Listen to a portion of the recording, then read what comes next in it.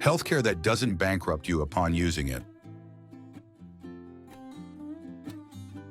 I'm an American living in Europe, so affordable healthcare, 28 days paid vacation, sick leave, affordable quality public transportation, higher food, water, environmental standards.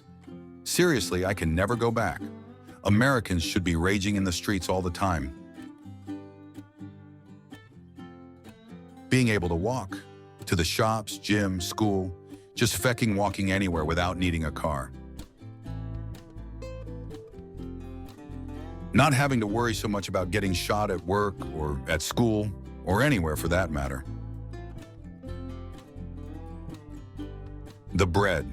Coming back from Germany recently and all the bread back home in the US feels like I'm chewing on a kitchen sponge instead of giving my jaw a workout. Less sugar in products. Chocolate. I lived in Finland for a bit at 18, and their basic phaser chocolate made our Hershey's taste like wax. They had no idea how much better it was.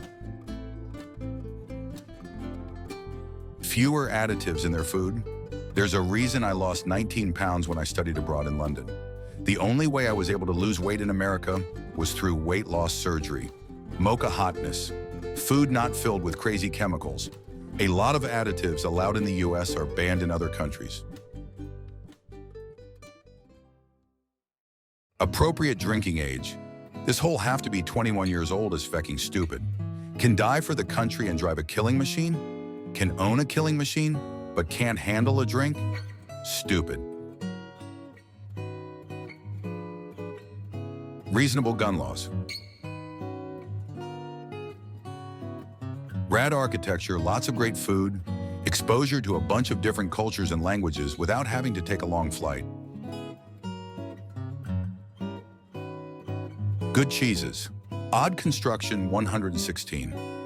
As a European, that was what I missed the most when I spent a few months in the US. More time off. When my wife gave birth to our child, she had to use all her vacation and sick pay as maternity leave. This was a government job. Those nifty towel heater/dryer racks. I'd like to add, no high fructose corn syrup in pretty much every product must be nice. Job security.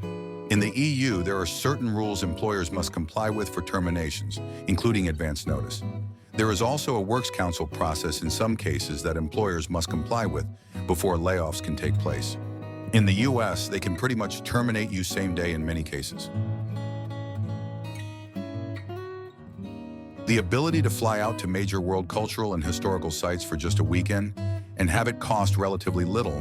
I did a study abroad program in London, and the ability for me to book a weekend trip to Berlin on Ryanair for like 40 pounds never got old. Pretty sure some European countries have free university, and that sounds nice. I wouldn't mind going back and learning more skills, but it's crazy expensive here. European here, but Americans won't come up with it, so I'll help. The Erasmus program. It isn't reserved only for Europeans. I met a Mexican girl and a Korean girl and plenty of Turks who are and are not European depending on who you ask. But generally it's mostly European-centric program and a major privilege IMO. For student exchange, you can broaden your studies and move to another uni to have an entirely different skill set than anyone in your country. The system of international events is so well developed that you'll do things you've never dreamed of. Social aspect is also important. It's fun, of course, but you also build an amazing network without having to be rich. You find a short event in Paris 2 years after exchange? No problem, your friend Pierre will lend you his couch. You get a monetary scholarship, so you aren't really that worried about money you'll need to move. It's really amazing. There's also Erasmus internship, which helps with the problem of unpaid internships. As long as you're a student, you can take part in an internship, and Erasmus will give money to you and your employer. They now have a reason to actually teach you, and you actually get paid for your full-time job. Erasmus also does plenty of other shorter projects for younger and older people, so it's not only reserved to uni students. The accommodation and food is usually paid, and you do amazing things. Access to ubiquitous and fast rail travel. Affordable and effective public transit. I love visiting Europe. I can pop on a streetcar, bus, or underground and get to where I need to go. No dealing with traffic, no money for gas, no worry about being late. Europe public transit is very time efficient. Not just speaking of city public transit either. For the price of a tank of gas or two in America, I can pop on a train and go through 3 countries. Not to mention Japan's public transit with the Shinkansen. Couple hours and you're hundreds of miles away. It's wonderful and very easy to do. Better work-life balance. Mandated employer-supported vacations.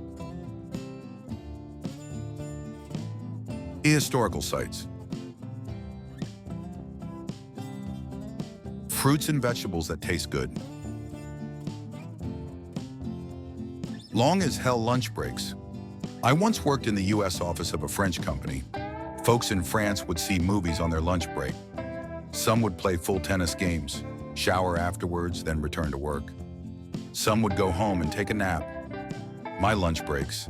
I consider myself lucky if I can squeeze in a quick walk, quickly jam some food down my throat, and maybe take a leak and then get back to work before folks start looking for me. Excellent coffee and pastries in close physical proximity. Bike-able cities. When I lived in Munich, it was a paradise for biking. I could take my bike almost anywhere in the city and region without much concern, and I loved doing it. Not every city in Europe is like that, obviously, and Munich is probably one of the best. But almost every major city I visited in Europe had a lot of people on bikes and good infrastructure for it. Also, intercity rail and bus travel. The US has both, of course, but just not in the same league. Cubicle toilets. Public bathroom door gaps are uncomfortably wide. I was gonna say those fresh squeezed orange juice machines in all the grocery stores, but I just read all the comments about healthcare and vacations and remembered I live in a delusional hell. Easier to eat healthy. It's so hard and expensive to eat clean. Where to begin? You can summarize it as an actual first world existence. Such things as universal health care, strong social institutions such as labor and leisure and retirement and parent leave, all underwritten in a way that prevents runaway inequity in a 2-class society. Walkable, josh-bickable, and more sustainable cities which have robust public transportation within and between them. Meaningful guarantees around privacy and online surveillance, all married to democracy. The US has some things going for it, of course, but if you could pick only one. I am not American, but France have the best newborn, just or new post-pregnancy help in the world. Actual physical help, not referrals and information leaflets. Someone even does your grocery shopping for a wee bit when you have a baby to help you with time management. Quality flour. I buy French and Italian flour and have it shipped to bake with because the stuff in America gives me eczema and joint pain. But I am not celiac. Whatever the difference is, it's legit. I had to pay $3,000 after insurance to deliver my baby. Delivering for free or low cost seems like a luxury,